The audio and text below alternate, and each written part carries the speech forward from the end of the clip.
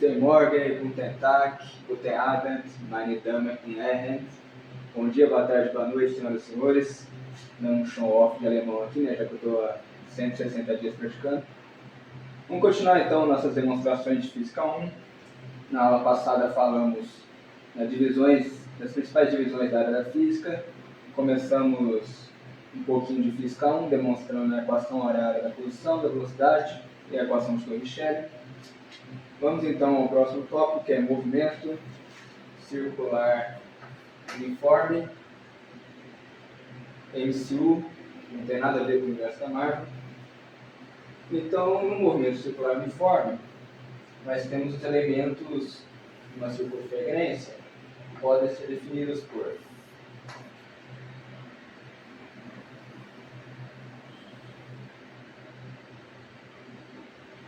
eixo Y, eixo X. Nós temos um determinado ângulo θ. Nós temos um versor R, que aponta em direção radial. Nós temos um vetor θ ponto, que aponta a direção tangencial à trajetória circular. Nós temos o raio do círculo, a origem, e esse comprimento de círculo aqui, também chamado de comprimento de arco, eu vou chamar de S. Pela geometria básica circular, nós temos que S é igual a R vezes θ. Logo, se eu estou analisando um movimento circular uniforme, para eu calcular a velocidade no movimento circular, eu tenho que derivar a posição. Só que no caso, a posição ela depende de R e θ, já que o deslocamento ele é angular, ele é um comprimento de arco. Logo, eu tenho que derivar então o comprimento de arco S. Logo, fica então ds dt. O que acontece? A posição S depende da posição de um fator fixo. Então, R não muda. E o que vai alterar é o θ, é o ângulo θ que vai variar. Logo, o R é constante e o que vai variar é o θ, a posição angular do ponto na trajetória. Pelas fórmulas de ensino médio, nós já sabemos que a aceleração radial é igual a v² sobre r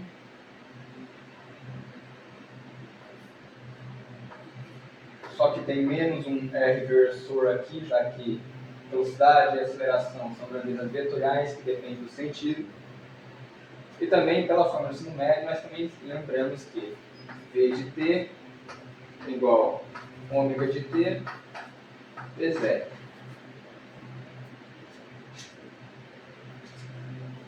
Nós podemos definir uma aceleração tangencial de forma que a aceleração depende de θ é igual a alfa, que é a aceleração radial é a r, aceleração tangencial a θ, e alfa na aceleração total, para assim dizer. Então, nós temos alfa vezes r é igual a r, perdão, alfa, a aceleração de r é radial,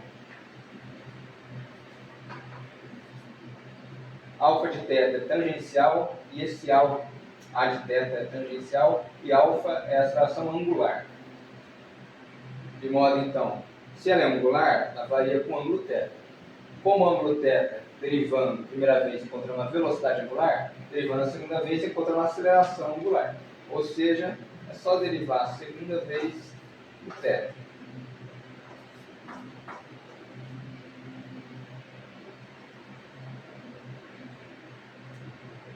Logo, vou então apagar aqui.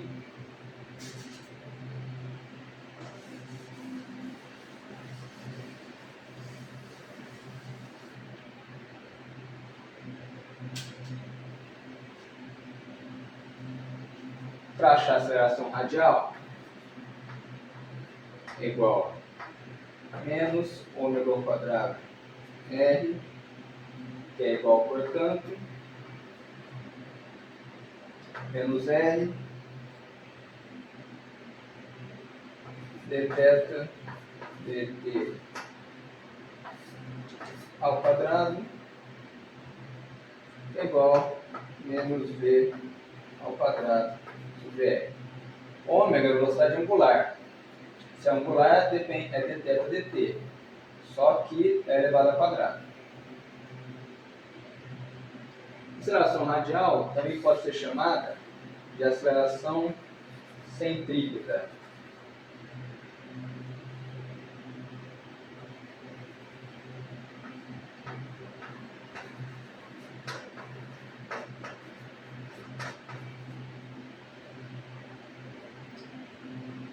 Centrípeta é porque aponta para o centro da trajetória. Se fosse apontar para fora da trajetória, seria centrífuga. Demora então só uma alteração no desenho.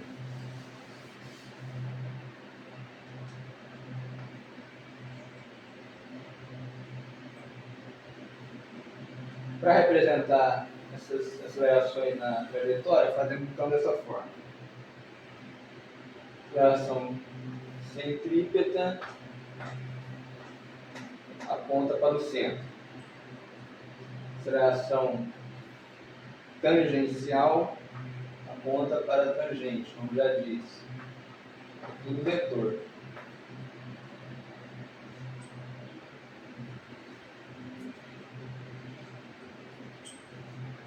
E a aceleração radial é a combinação das duas.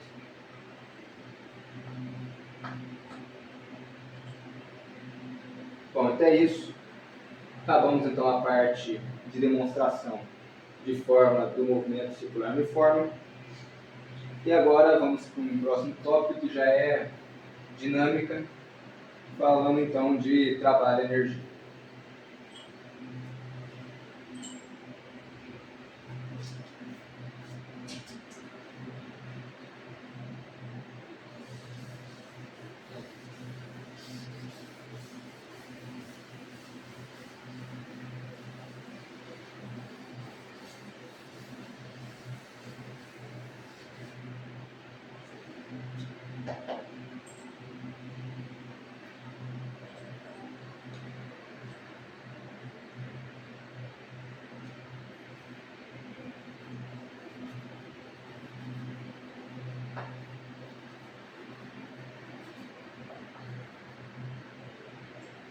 Só para lembrar rapidamente para vocês, a dinâmica, a gente começa a estudar a causa dos movimentos.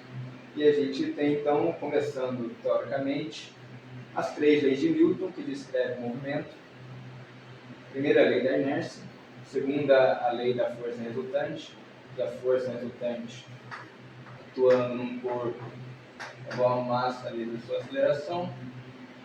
E podemos, como a gente já está trabalhando com cálculo integral, massa vezes a derivada segunda da posição. Normalmente pode ser representado por um R ou por um X. Vou colocar R aqui que é mais genérico. E trabalho nada mais é que ver o quanto que uma força causa um certo deslocamento, por assim dizer. O trabalho de uma força depende do quanto ela faz um deslocamento. Esse deslocamento pode ser vertical, horizontal, não interessa. Então, trabalho que normalmente a gente representa no ensino médio pela letra tal, na graduação a gente costuma representar trabalho com W, de work, que então seria a integral da força dr. Esse dr aqui é um elemento de movimento, de deslocamento, que a gente integra dependendo da trajetória, da da geometria do problema e encontram um deslocamento que encontramos então no trabalho. Lembrando que então, o primeiro tópico seria então o trabalho com a variação da energia cinética, um dos primeiros teoremas que encontramos na física, né? Como tudo aqui é grandezas vetoriais, a gente tem que analisar o sentido da força. Então vamos pegar, por exemplo, um ΔZ, a força atuando no eixo Z. Temos aqui a força num certo ângulo θ. A variação do trabalho seria então força vezes o deslocamento, no caso, em Z. Então, ΔZ vezes o seno do ângulo. Só que como é 90 graus, nesse caso o seno é 1. Então, não precisa botar uma componente do seno. Lembrando que, se força é massa vezes aceleração, nesse caso, se a força está para baixo, por exemplo, a força gravitacional, o sinal é negativo, então seria a aceleração é igual a menos F sobre M. Se a gente pegar, por exemplo, a equação de Torricelli, demonstrada na aula anterior,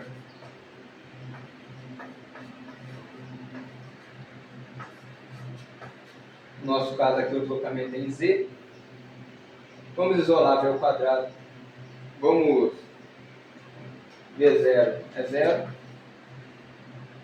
vamos então jogar a forma da aceleração aqui, de forma que então, nós temos V ao quadrado igual a menos 2F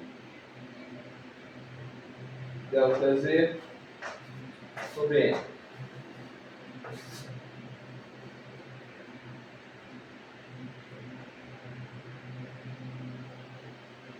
Ou seja, vamos passar o M multiplicando, ficaria então M V ao quadrado. O 2 está multiplicando, passa dividindo. M V ao quadrado sobre 2 é igual a menos F ΔZ.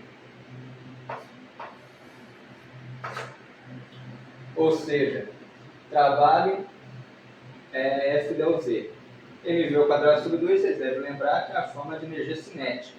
Energia associada ao movimento de um corpo. Ele está em movimento, tem uma certa velocidade. Se energia cinética é menos o trabalho, nós podemos então provar o teorema do trabalho com variação de energia cinética. Trabalho é igual a variação de energia cinética.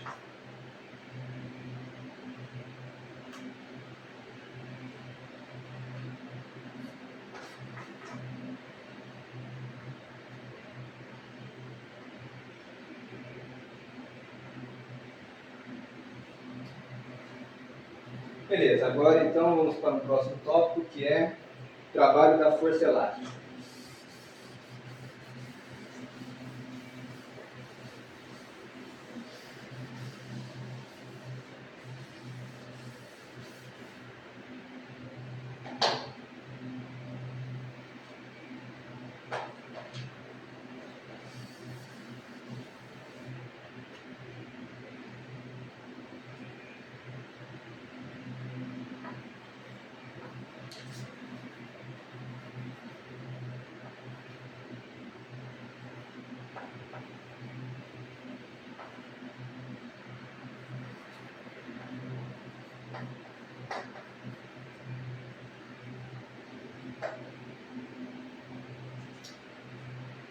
Lembrando que trabalho é igual a integral de menos a posição inicial, xi, até a posição final, xf, da força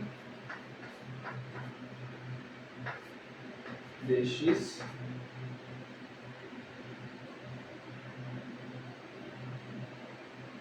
Essa aqui é um caso que a força está atuando somente no eixo X, mas vamos supor que ela atue nos três eixos, ou seja, atue no sentido tridimensional.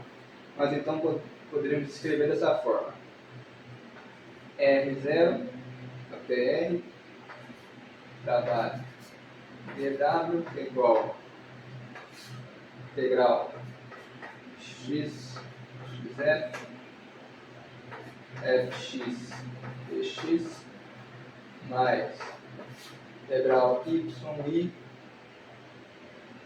até y é fy dy, mais integral z1 a zf, fz dz.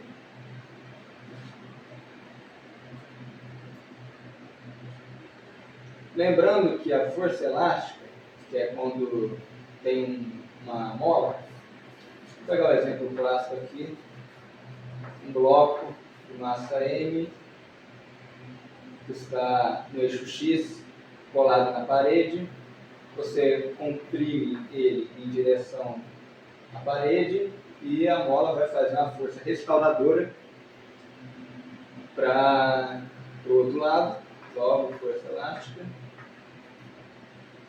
E essa força, como ela é restauradora, ela sempre vai tender a deixar o objeto, o corpo, na mesma posição de equilíbrio que estava inicialmente. Vamos colocar aqui 0. Então você vai pressionar, ele vai oscilar, pode até passar um pouco da posição de equilíbrio do outro lado, mas ele vai tender a restaurar, por isso chama restauradora, a posição de equilíbrio.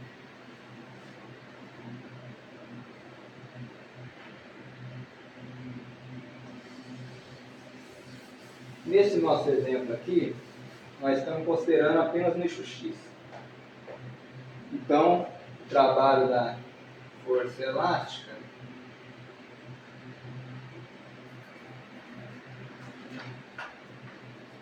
seria então integral xi, xf, força elástica, dx.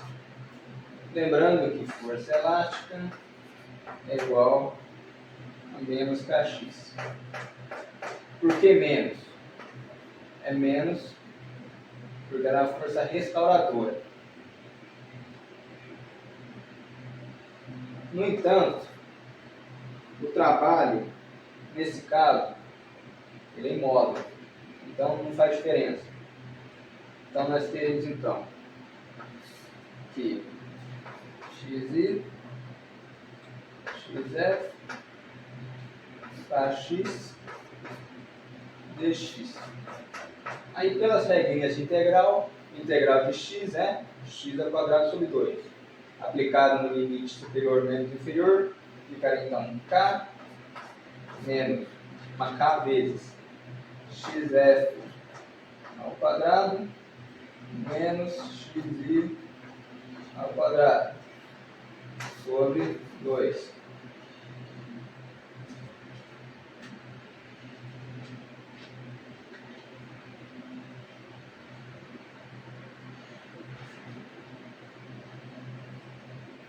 Ou seja, assim nós demonstramos de onde vem a fórmula do trabalho da força elástica.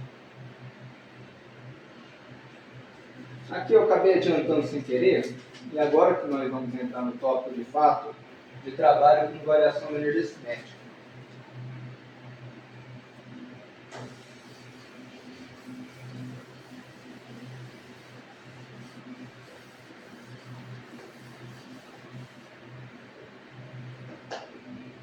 Então, trabalho como variação da energia cinética.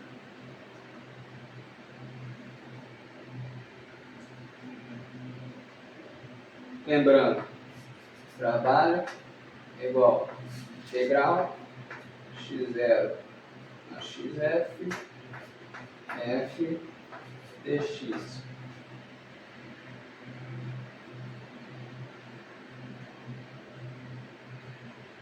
Força é massa de aceleração, logo podemos escrever assim: x0 a xf, m, só que ao invés de escrever a aceleração, vamos escrever como derivada da velocidade, então dv dt,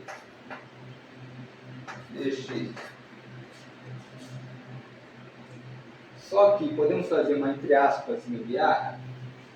A física é cheia de gambiarra, só costume. Integral x0 xf m dv dt. Esse diferencial de x, nós podemos escrever ele como v dt, já que v igual a dx dt, passa o dt entre aspas multiplicando. Os matemáticos detestam fazer essa gambiarra e falam que é errado, só que físico faz isso aqui mesmo e dá certo, e dando certo é o que interessa. Então nós temos então v dt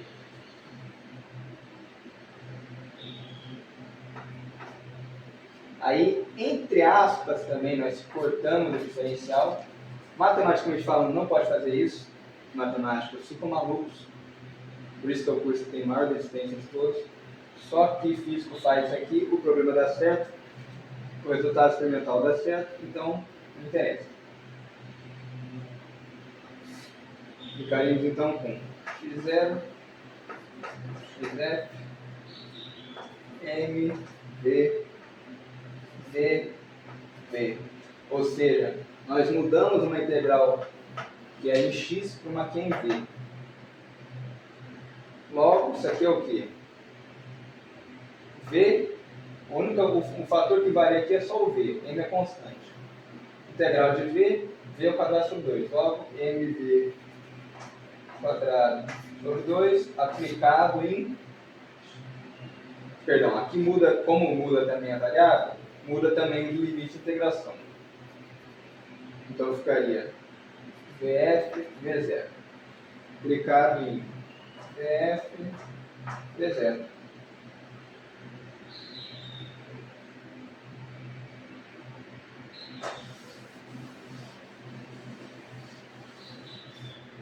Logo, o trabalho é m, aplicando aqui vf e v0 no v, ficaria então m vf quadrado e m v0,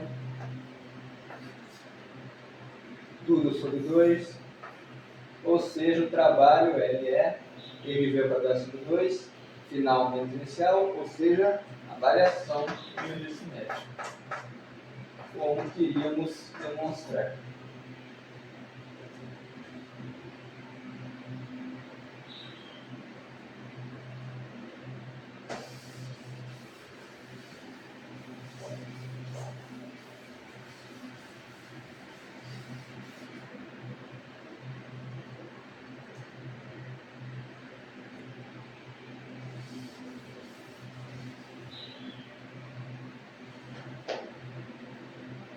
Próximo tópico, trabalho da força-peso.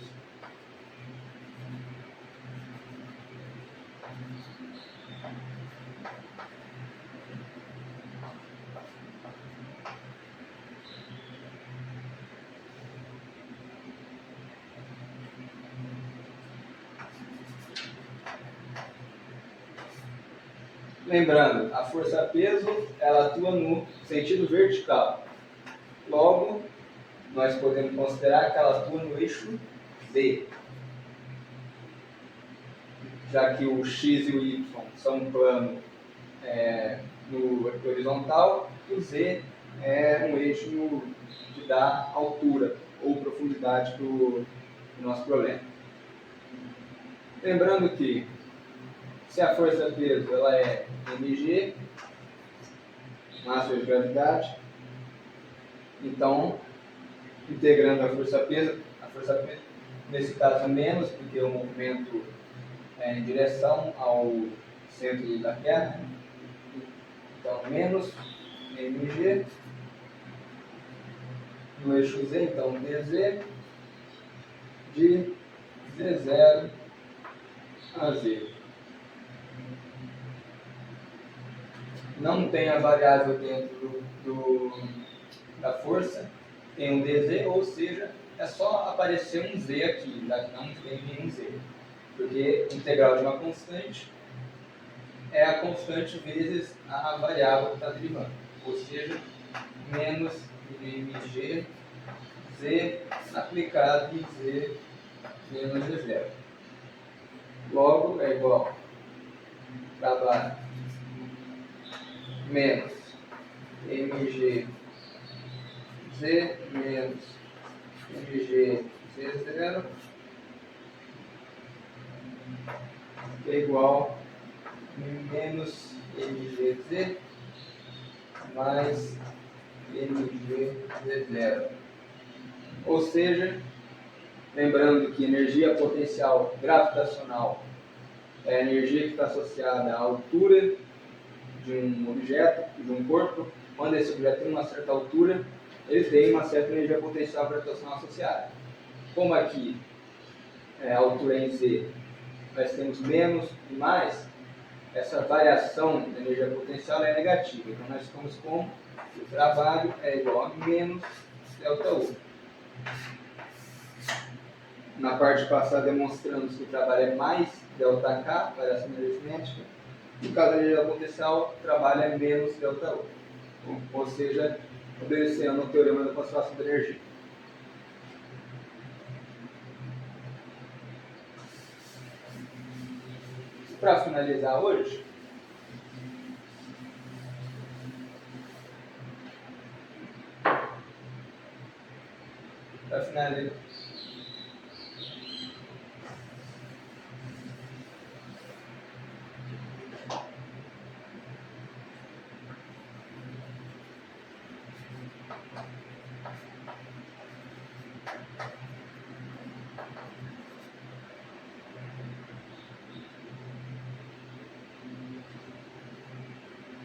Para finalizar hoje, vamos falar um pouco de energia potencial.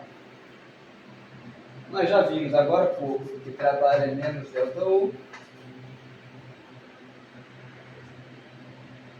e que ΔU é, portanto, menos trabalho. Menos integral de x0 a xf de f dx. Ou seja, se a energia potencial é a integral da força, para achar a força a gente faz o oposto, a gente deriva a energia potencial. No entanto, tem um truque aqui. Vamos colocar F é igual a menos du dx. Isso é para quando tem uma dimensão, só em x. Só que a maior parte das vezes não é assim que funciona. Então, para 3 dimensões,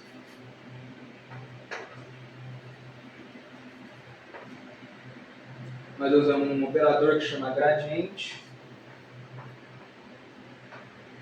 que é definido por essa letra nabla, vetor, gradiente de U.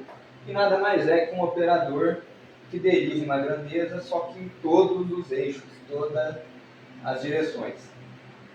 Então, no caso, nós temos o gradiente de uma função é a soma das derivadas parciais, isso aqui é a derivada única, né, só numa direção, só num eixo.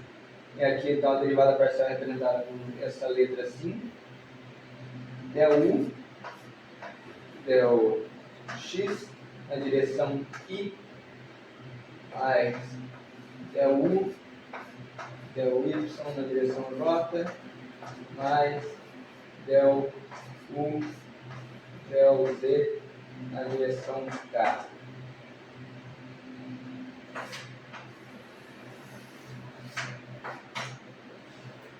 Bom, até isso. Por hoje já chega. Próxima aula já vai ser um tema bem mais complicado. Então, é isso. Obrigado a todos que assistiram. Até mais.